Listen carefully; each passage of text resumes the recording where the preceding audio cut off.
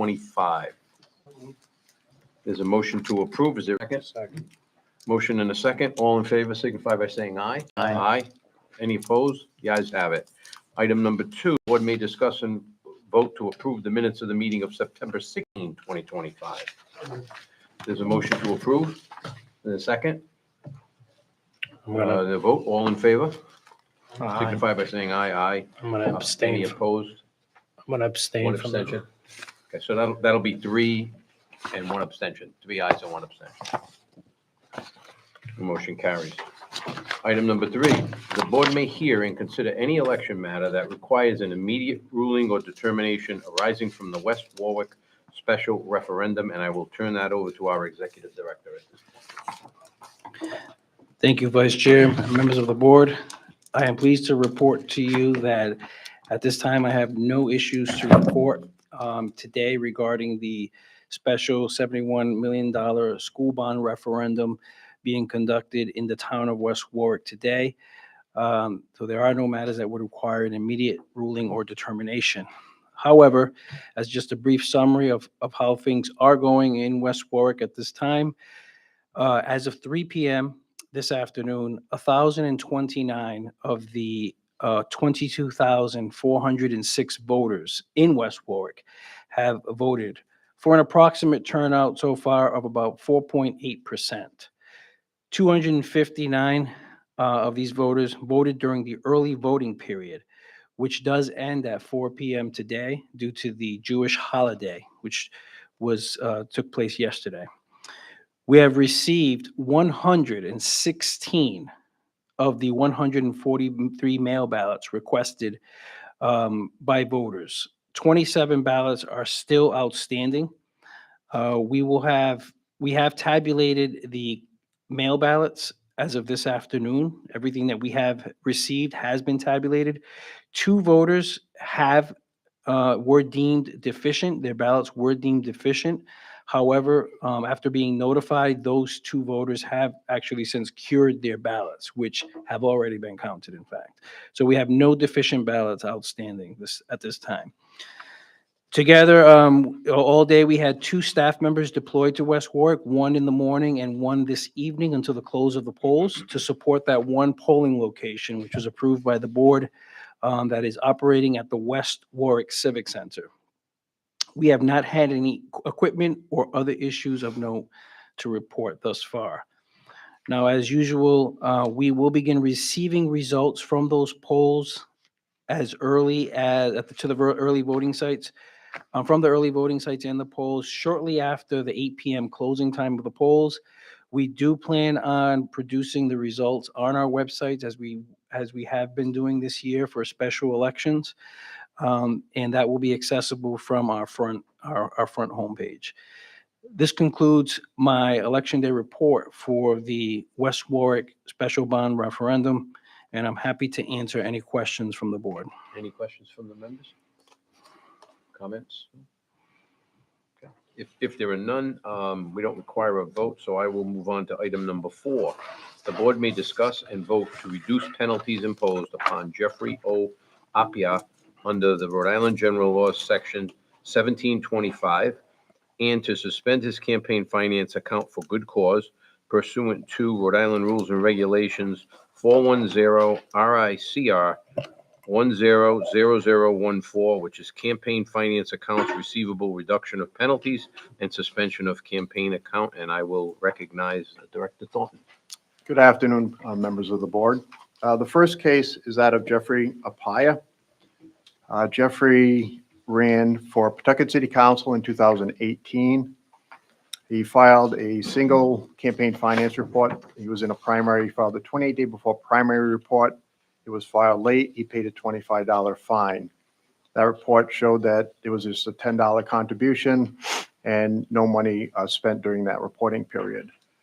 Thereafter, he failed to file the 3 remaining reports for the 2018 election.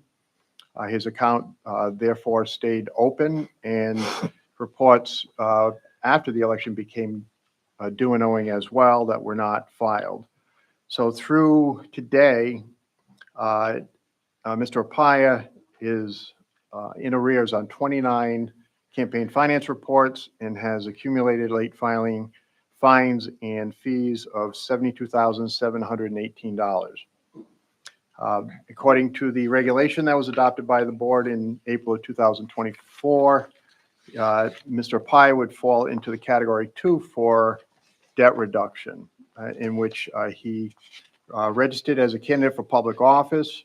He filed his declaration of candidacy and qualified for placement on the ballot, but failed to file one or more campaign finance reports due within the election cycle in which the candidate declared his candidacy, and he remains active with the board.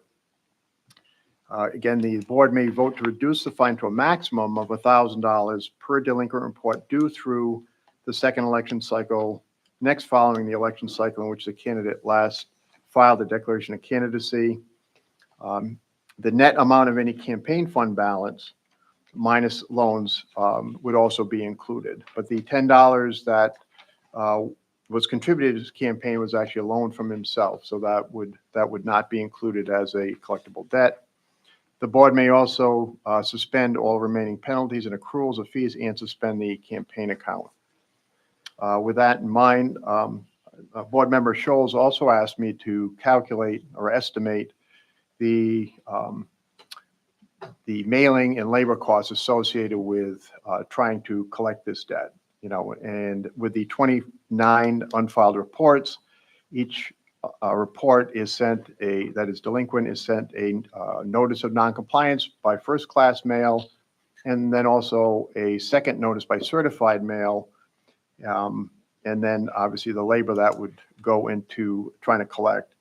So putting together an estimate, I came up with approximately, it's an estimate of $1,450 based on combination of certified mail and first-class mail costs and labor associated.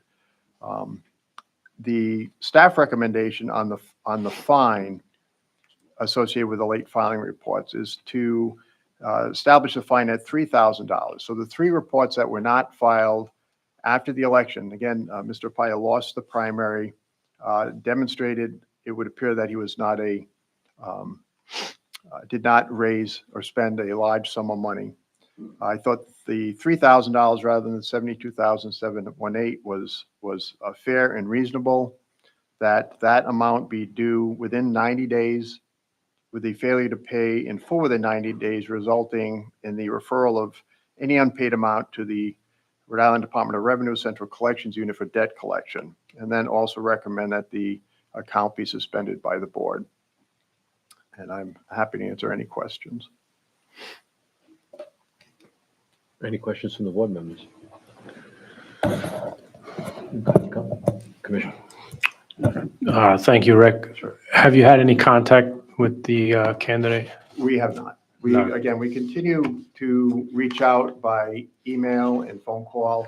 In many cases with some of these large debts, they may no longer reside at the address in which they ran for office. So we use the internet, we use the central voter registration system to try to track them down to get new numbers and new addresses. So I consider it a pretty exhaustive effort trying to get in touch with people. We did try to reach out to Mr. Pai, and we had no communication back from him. Okay, thank you. Just have a question for counsel. So, Ray, I mean, the fine structure in light of the fact that it's like a $10 account. I mean, how reasonable is that as we discuss some of these fines, and you've discussed in the past with regard to what the courts would presumably do? It's not necessarily connected to the amount that's in the account. It's connected to the amount of obligations he had, filing obligations he had with the board. So you're looking at a significant number of filing obligations because he never closed it out.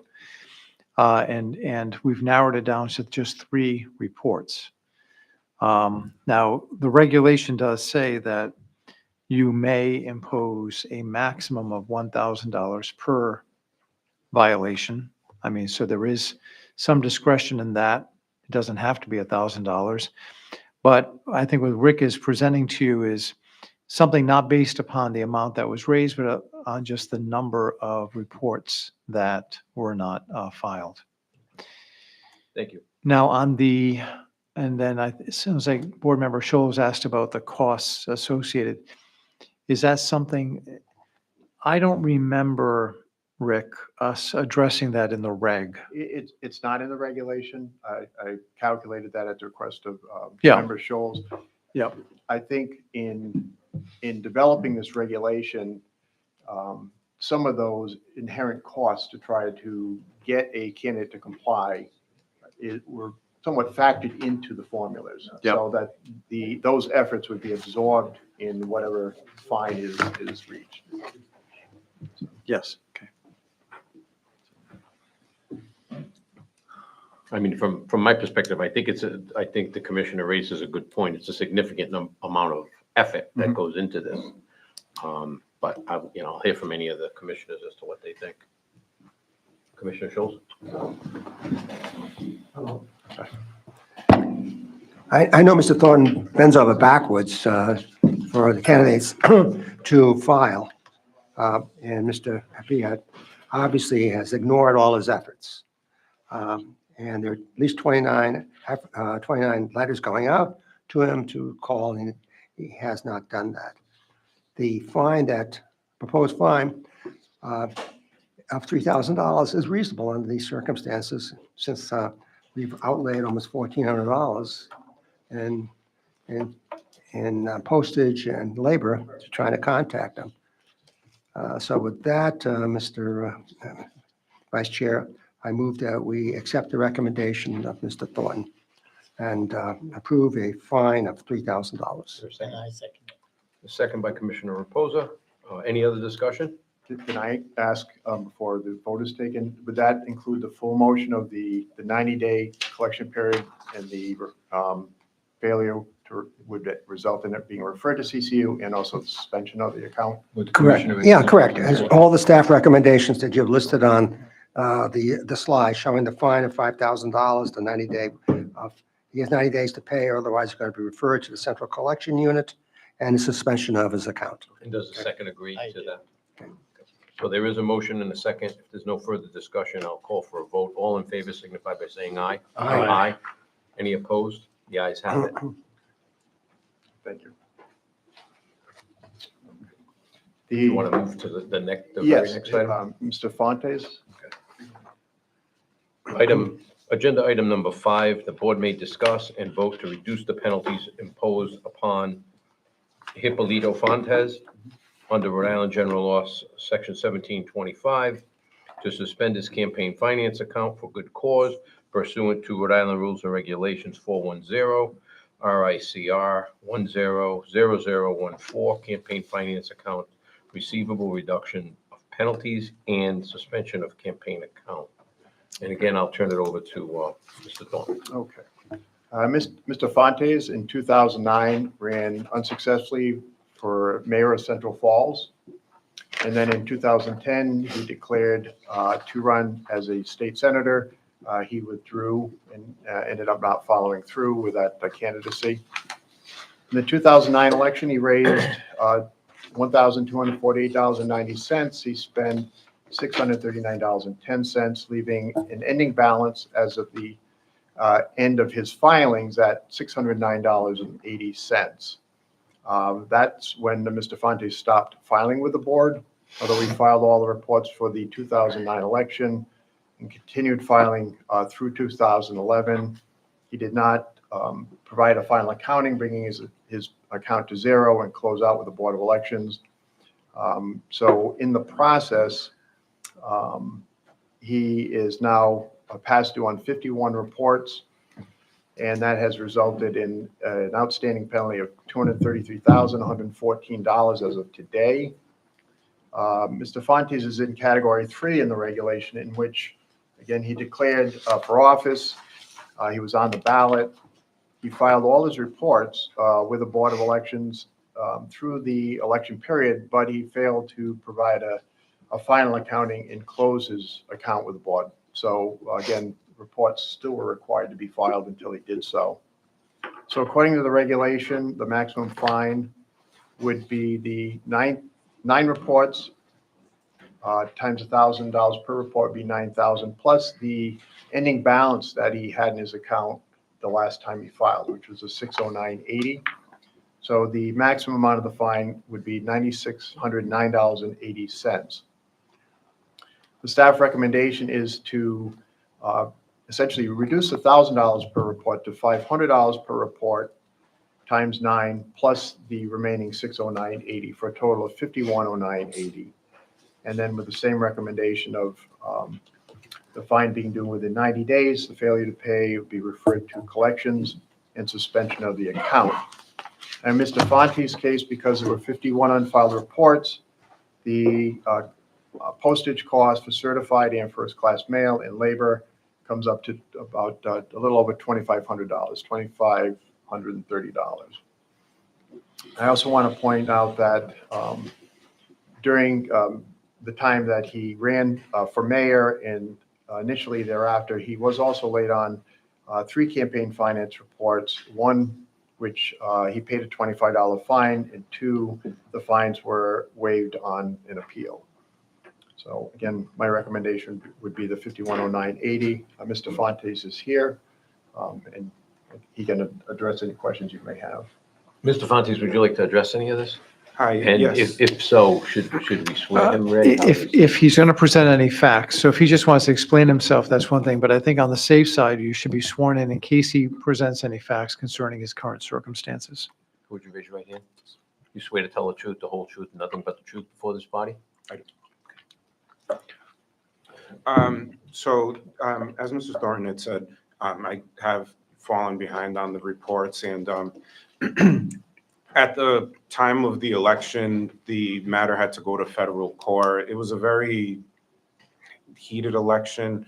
The federal court had voted in my favor, which allowed the election to complete. So there was a lot of turmoil in the midst of it. I had received threats of different sorts. I had gone to the police department to discuss to them and let them know what was going on. I don't want to say strong-armed to, just stand down, but that's honestly what was going on at the time. I pursued, this was maybe 15 years ago. It's a lot younger. The hustle was there. So went through it, and ultimately I tried to close the account. The bank that I had banked with closed. I had gone to the Department of Elections office over in Providence. I don't know if it's still there. And I had explained what was going on, and through trying to find the records, trying to just consolidate everything, I ended up having a divorce, and there was a lot of things that put me in a very unfortunate part of my life. I've come to terms with those things, and I want to take accountability. I understand that the costs were around $2,500 or so. I know that my campaign during the time I had used the funds, which is why I was trying to get the summary from the bank to formally close the account to zero.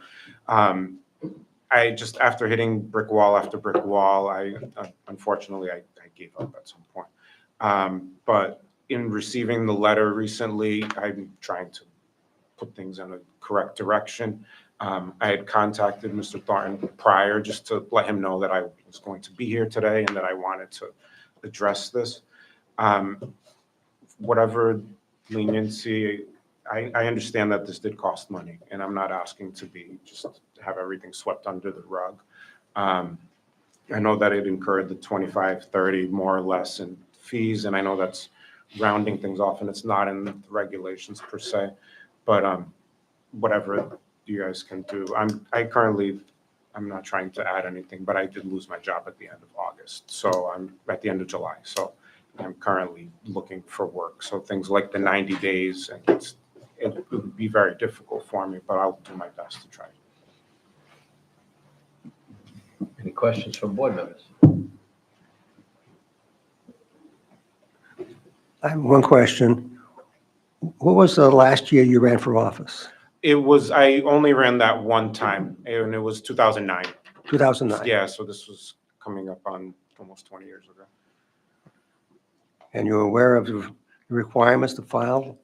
So at the time I tried to close the account, I had received the letter saying, hey, you have to close this out. I went to the office and I then went to the bank to to try to get the statement that showed the account was brought to zero. However, the bank was closed. It was purchased by Navigant Credit Union. And they said that the account was just closed and it was, because it was zero, And what bank was that? it was Dexter Credit Union in Okay. Central Falls on Dexter Street. But you receive monthly statements, don't you? At some point in time, it just cut off and they were absorbed by Navigant. I tried to get the documents, and like I said, there was just so much going on that it just fell by the wayside. And did you see the folks at Board of Elections to help you out with all this? The I campaign had finance? gone prior, I had gone the first time to let them know that the account was to zero and what is it that I had to do. When they directed me to going to the bank and all, at that time it was closed. So after that, no, I didn't. So what year was that? This was going back to 2010 or 11. 2010. So since Yeah. then, you've had no contact. But No, you're willing to take responsibility of failure to file the reports? Yes, I understand. Thanks. I mean, I will say at least you're here now and you're willing to take responsibility. And I think you said, Rick, the costs were upwards of $2,500. $2,530 estimate. I mean, I don't know if the board would consider any relief, but from the 5,000 that's requested, it's our ability to adjust that amount, correct, Rick? Yes, you follow the regulation at the recommendation of the director. But as we said at the beginning, it speaks to a maximum amount. And as you've already seen, Rick has reduced that maximum amount down. You have the authority to further reduce that amount. I do have. Commissioner LeBlanc? So I'd like to make a suggestion that we accept the staff recommendation of the 510980, suspension of the account, but due to your current employment status, can we extend the 90 days to 180 days to give him more time to get back on his feet? And that would be my motion. That's a motion. I second. Is there a second? There's a motion and a second. Any discussion? If none, I'll call for a vote. All in favor signify by saying aye. Aye. Any opposed? The ayes have it.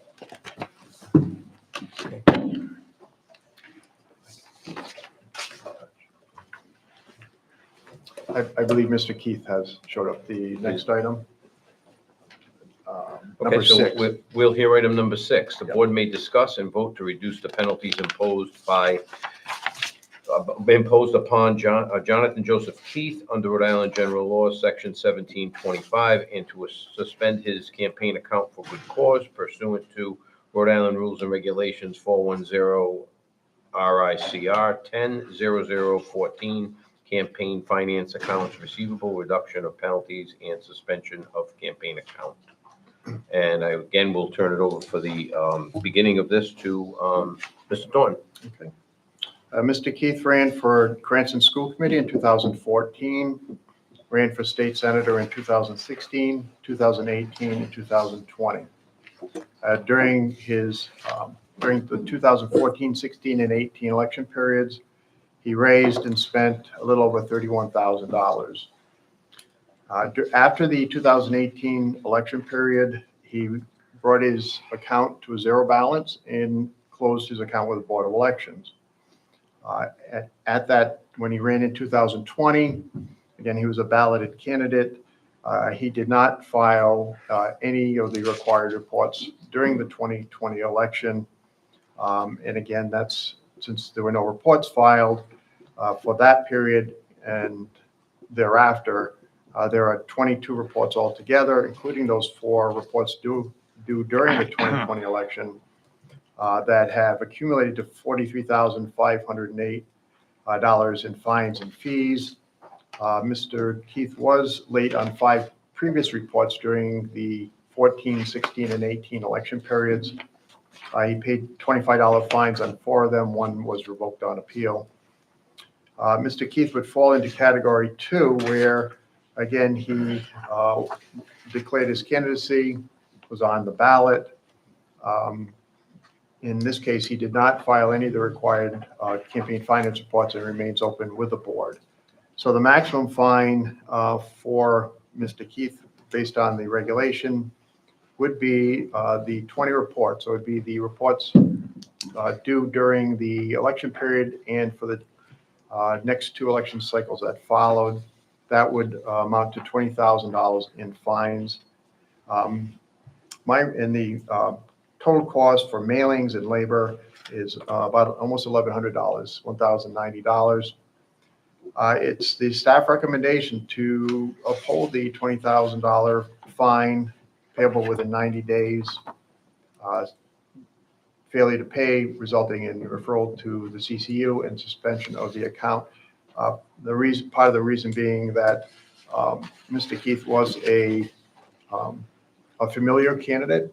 He understood campaign finance laws, filed reports for 3 previous election periods, and failed to file any of the reports required for the 2020 election period. So neither the board nor the public nor his opponents had any idea of money raised or spent during that campaign.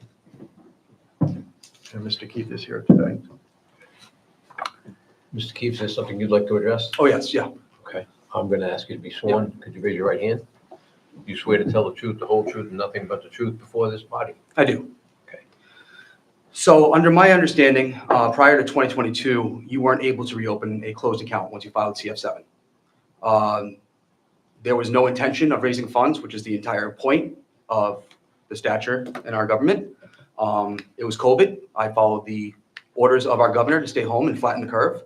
I didn't raise or expend any money. There was no need for a report, and that's the whole point of the Campaign Finance Board of Elections, is to make sure that everything is pure and clean. If there are no funds raised, there is no need to file a CF1. There was no CF1 to reopen the account. By putting your name on the ballot, you are not required to have a CF1 filed. It's only the intention of raising and spending funds under the candidate's account. I did not do any of that. This has all been a waste of my time. I reached out prior on January 5th of 2021 and addressed the situation, asking how to be rectified. I was responded with, you put your name on the ballot and you know you have to file your reports. But that's not necessarily according to the law, from what I understand. So if I'm just going to refer this to our counsel at this point, because it seems like he's making a legal argument at this point, right? That he's not governed by the campaign finance laws because he didn't raise any money. But he declared for office. So he does have obligations to file reports otherwise there's no way to know exactly what your activity is. So that's the first step, to actually file the reports and see exactly what your activity is. If there's no activity, that's what's reported. But from what I understand from the director, you didn't file anything. So how is the account reopened, is my question. If I never filed a CF1 of intent to raise or spend funds, how is the account reopened? When you declared. You did a declaration of candidacy, didn't you? That's not a CF1. A CF1 is notice of organization. Once you file CF7, you have to file CF1 to reopen an account or open a new account. Prior to 2022, you could not reopen an account. This was not an authorized action on my behalf.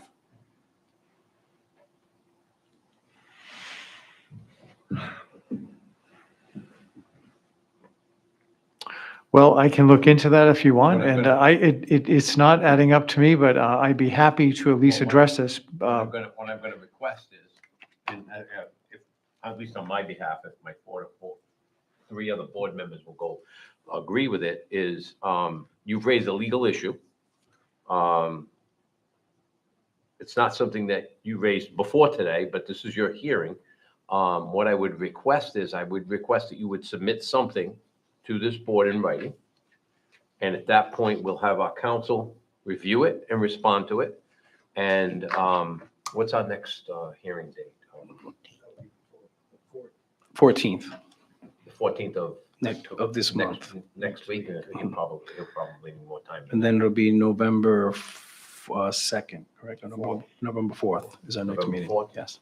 Ray, will November 4th be enough time for a response and to have a Yeah. reinstitute I- the hearing? I would say before November 4th so that I can have a chance to respond to it. My understanding is that's it on the table. Oh, okay, I have not seen that. I know you haven't, Ray. That's why I Okay. suggested going to another. That meeting. would be perfectly fine. That's Okay. enough time. So what we'll do is we'll continue this matter if the rest of the board agrees to November 4th. Our counsel will provide you a response and also provide some information to us. And then we'll have you back in here and we can make a decision at that point. Okay, wonderful. Okay? Would the board agree to a motion to continue with someone? I The motion second made it. and seconded. All in favor signify by saying aye. Any opposed? The ayes have it. We'll see you on November 4th. Thank you very much.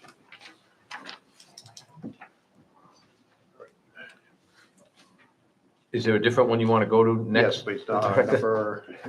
Number 9. Item number 9, and we're calling this out of order because this individual is here. Is that correct? That's correct. Okay.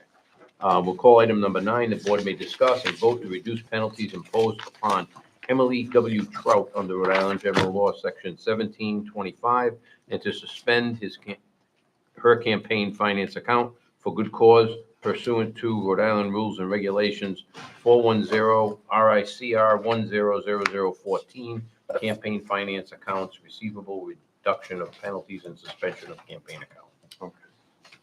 All right. Emily Trott ran West Warwick Town Council in 2008, 2010, and 2012. During that time, she raised $6,618.83, spent $6,532.19. There was a $2,614.76 loan to the campaign, and an ending balance as of 12/3/2012 of $86.64. The campaign account was not closed out after the 28-day after election report in 2012.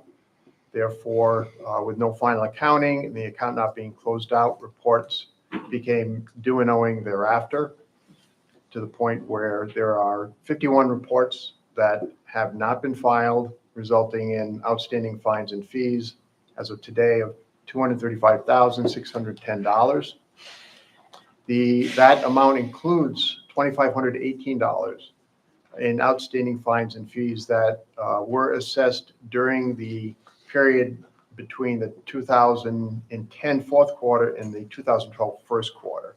So those fines aren't accumulating anymore, but they were in place before Emily stopped filing. Based on the situation, the category in the regulation is category number 2, where again, Emily was on the ballot. She was a declared candidate, filed some but not all reports during the election period, but failed to close out the campaign account. Based on that, the maximum fine that would be calculated is $17,000. My suggestion is, the mailing costs and the labor costs to attempt to get compliance was about $2,400. My recommendation is to, rather than the $1,000 report, to reduce it to $500 per report, resulting in a fine of $8,500 rather than the $17,000. Fine due within 90 days, with any unpaid amount being referred to CCU for collection, and also to suspend the account. And Emily is here today. Any questions for Rick? Okay, Ms. Thornton, Ms. Strout, would you like to say something to the board? Is this on? Yes. Let me just have you sworn. Yep. Of course, Ask you to raise your right hand. You swear to tell the truth, the whole truth, and nothing but the truth. I do. I just wanted to say that,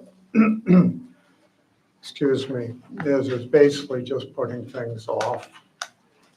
There's no outstanding reasons. As Rick here said, these were the things I could find that applied to this. I got the notice. This was something I was sent in 2019 about that balance to get it closed. And I basically had 2 statements here since then. No money was kept. I ended up at the bank actually closed the account for misuse sometime in 2020. So you can see from that, that's the year after that. Okay. It was basically just monthly maintenance fees, just putting things off. And that's just, like I said, it's not an excuse, just an explanation. Questions from commissioners? Well, Commissioner Schultz? I know Mr. Thorne sent out a number of mailings to you. Yeah, How come you didn't respond to him prior to today? I'm being honest with you, I'm a procrastinator. I put things off. Well, unfortunately, you have to implement the law as provided by the Oh, I General understand. Assembly, yeah. Understand.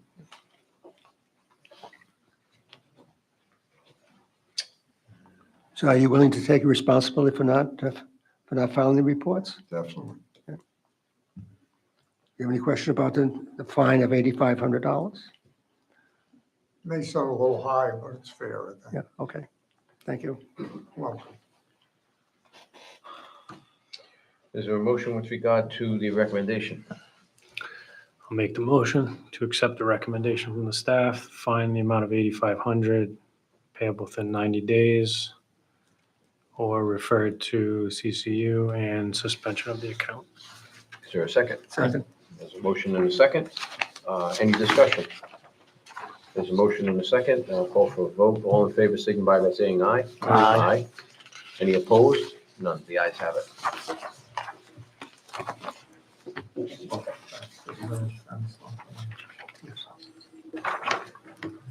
thank you very much.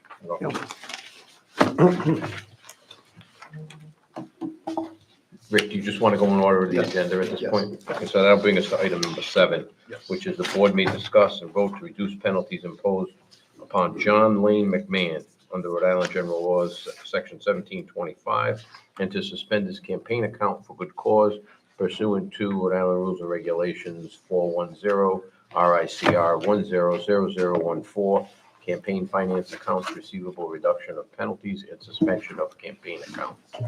Mr. Thorne. All right. John Lane McMahon ran in 2016 for Portsmouth Town Council. He actually never filed any reports at all with the Board of Elections. That places him at 40 reports that have been unfiled, including 6 reports due during the 2016 election because he was involved in a primary. The total outstanding fines and fees as of today stand at $140,193. That places him in category 2, where, again, he was a candidate on the ballot. He filed his declaration of candidacy. He failed to file 1 or more reports during that election period, which would call for a maximum fine of $22,000. My recommendation, again, not knowing if he raised or spent any money, I'd still recommend reducing it to $1,000 for just the 6 reports that were due during his 1 election period. So the fine recommendation is $6,000, payable within 90 days. Failure to pay within 90 days, refer it to CCU for debt collection, and then also to suspend his account. In Mr. Lane's case, the cost of mailing and labor is about $1,848. Just if I can ask a question. Sure. Director. So the fact that he doesn't file at all means no candidate knew what he had raised either. That's correct. And they had no ability to determine what was going on in the election because they didn't know what their opponent raised. That's correct. I have no other questions. Anybody have any questions? Move that we accept the recommendation for a fine of $6,000, fine due within 90 days. Not paid, then should be referred to Central Collection Unit and the suspension of his account. And the second by Commissioner Reposa. Any discussion? If not, I'll call for a vote. All in favor signify by saying aye. Aye. Any opposed? The ayes have it. And that will bring us to item number 8. The board may discuss and vote to reduce penalties imposed upon David J. Santilli Jr. under Rhode Island General Laws, Section 1725, and to suspend his campaign finance account for good cause pursuant to Rhode Island Rules and Regulations 410 RICR 100014, campaign finance accounts receivable, reduction of penalties, and suspension of campaign account. Mr. Santilli ran one time for Johnson Town Council in 2018. He raised $500 and spent $240.75, leaving an ending balance of $259.25. He filed reports with the Board of Elections through the third quarter of 2021. So he did file all the reports required for the 2018 election period. However, he was very often late on his reports. He actually had 12 late reports during that period and paid $25 fines on most of those reports. So as of today, there are 15 reports that are unfiled because he did not finish his accounting and dissolve his account. Total outstanding fines and fees as of today, $21,532. That places Mr. Santilli in category number 3, where, again, he was on the ballot, he was a candidate. He did file all his reports for that election period, but failed to provide a final accounting and close out his account with the board.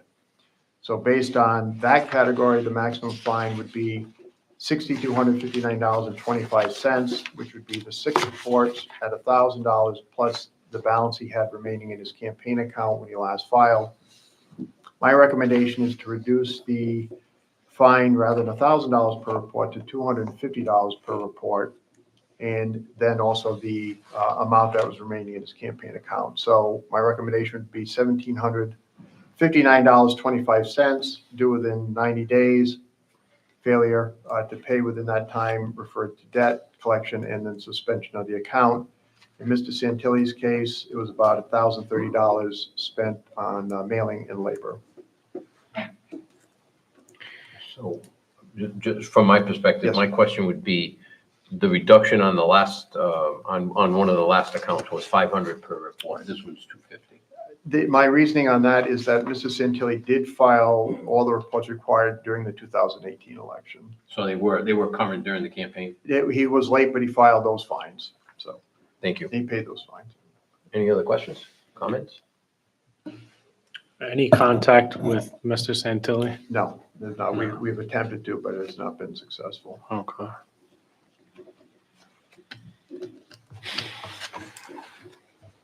If there are no other questions, is there a motion? I'll make the Motion motion, by Commissioner Connors to, accept the staff recommendation, fine in the amount of $17.5925 payable within 90 days or referral to CCU, and suspension of the account. second. There's a motion and a second. If there's no other discussion, I'll call the roll. All in favor signify by saying aye. Aye. Any opposed? The ayes have it. And the last one is item 10. The board may discuss and vote to reduce penalties imposed upon Darrell W. Gould under Rhode Island General Laws, Section 1725, and to suspend his campaign finance account for good cause pursuant to Rhode Island Rules and Regulations 410, RICR 100014, campaign finance accounts receivable, reduction of penalties, and suspension of campaign accounts. Okay. Mr. Gould ran for state representative in 2016 and 2018. He ran for Bristol School Committee in 2020. He initially declared for Bristol Town Council in 2022, but didn't qualify for placement on the ballot. During the only reports we received from Mr. Gould were early on in his 2016 election period. He raised $950 and spent $808.37, leaving a balance of $141.63. Again, there are 40 reports that are unfiled. Again, that includes 2 reports he did not file for the 2016 election, 4 reports he did not file for the 2018 election, and 4 reports he did not file for the 2020 election. So the total outstanding fines and fees as of today, $134,363. That amount includes a $1,000 fine for a contempt ruling by the board on April 5, 2022, and a $2,250 fine also assessed by the board pursuant to that same board's directive on April 5, 2022, wherein he Mr. Gould was given 45 days to comply with his filings. There was $50 per day fine that was held in abeyance if he complied, and he did not. The board also referred his case to the Office of Attorney General on July 25, 2022, and the Attorney General's office decided to take no action on the case. From a campaign finance fine perspective, Mr. Gould's in Category 2, again, where he was on the ballot multiple times. He failed to file all his campaign finance reports and didn't provide a final accounting. Based on Category 2, a maximum fine would be $38,141.63. My recommendation is rather than a $1,000 report, still the $500 per report. Include the $1,000 fine for the contempt ruling. So the total would be $20,141.63. Payable within 90 days, referral to the CCU for debt collection if not paid, and then suspension of the account. Any questions from commissioners? Rick, I know this guy's been before the board a few times, Yes, and I know that we've had a lot of attempt to contact him. correct. So have you figured out what it cost us so far, mailings and It's subpoenas and everything else? Yes, it's about 2,000. And Mr. Gould, in addition to the mailing and the labor associated with, there were a couple of subpoenas that were served on him too. And he's never responded to any of us? No. Okay. Also, I know you said the Attorney General declined to prosecute. Did they give you any reason why? They did not. They did not. Okay. I move to accept the recommendation of Mr. Thornton, assess a fine of $20,141.63. Fine due within 90 days, failure to pay within 90 days to be referred to the CCU, and the suspension of his account. Is there a second? I second it. Second by Commissioner Reposo. If there's no other discussion, call for a vote. All in favor signify by saying aye. Aye. Any opposed? The ayes have it. And I believe that concludes our agenda. Is there a motion to adjourn? So moved. Second. Is there a Second. second? There's a Second. motion by Commissioner Connors, second by Commissioner Reposo. All in favor signify by saying aye. Aye. None opposed. The ayes have it. Thank you, gentlemen. And I would have